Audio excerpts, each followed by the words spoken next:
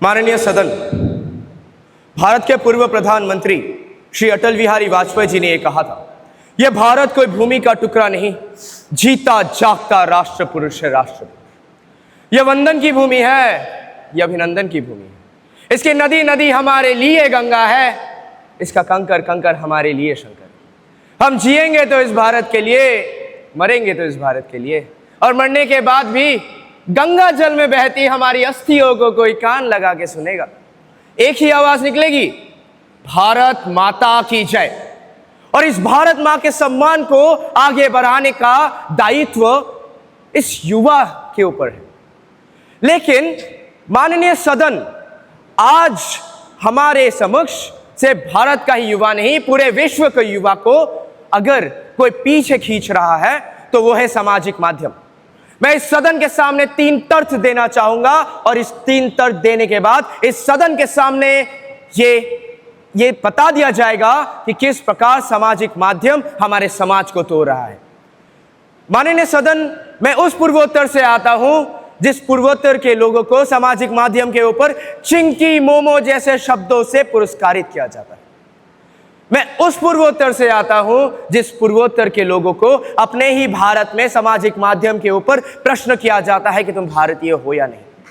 मैं उस पूर्वोत्तर से आता हूं जिस पूर्वोत्तर के लोगों को सामाजिक माध्यम के ऊपर अगर हम देखें, उन पूर्वोत्तर के लोगों को भारतीय होने का हमेशा उनको बताना पड़ता है। मैं उस पूर्वोत्तर से आता हूं, और ये नस्लवाद कोई नया बात नहीं है, और ये नस्लवाद सिर्फ भारतीय सीमा के पूर्वोत्तर में सीमित नहीं है।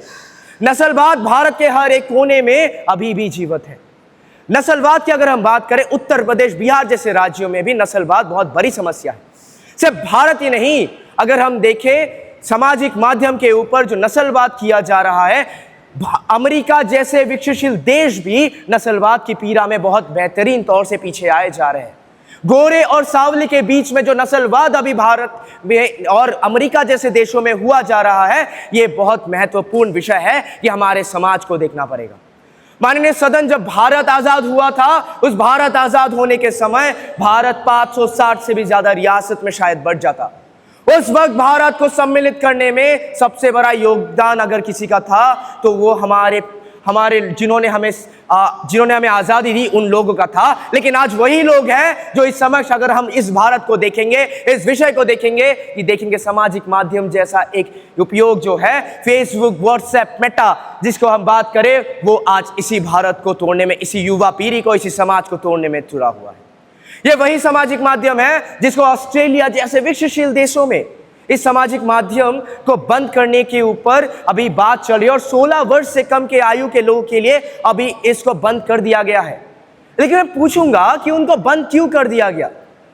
आज 14-15 ही नहीं, 10-8 साल के बच्चे बच्चियां आज भी सामाजिक माध्यम के ऊपर ऐसे ऐसे चित्र, ऐसे ऐसे जो असामाजिक तत्वों के ऊपर वो आज उनको एक्सेस मिलता है, जिसके कारण आज भारत ही नहीं, पूरा देश का, पूरे विश्व का, पूरे समाज का युवा आज पीछे जा रहा है। इस कारण मैं कहता हूं कि ये सामाजिक माध्यम है, जो सामाजिक माध्यम हमारे समाज को तोड़ने का काम कर रहा है। माननीय सदन, 2 साल से भी ज्यादा हो गए, आज भी मणिपुर राज्य जल रहा है। लेकिन अगर हम बहुत पहले देखें, ये वही मणिपुर राज्य है, और जब ये शुरुआत हुई थी गृह युद्ध की, हमको सीधे और से देखने को मिलती है कि मणिपुर के राज्यों में ये सामाजिक माध्यम ही था जिस सामाजिक माध्यम ने मणिपुर जैसे राज्यों में तोड़ने का काम किया। ये वही सामाजिक माध्यम है जिसके ऊपर आज धर्म के नाम पर, जाति के नाम पर हमें तोड़ा जा रहा है। ये वही सामाजिक माध्यम है जिसने हमें नफरत का चश्मा आज बहुत बेहतरीन तौर से लगाया गया है।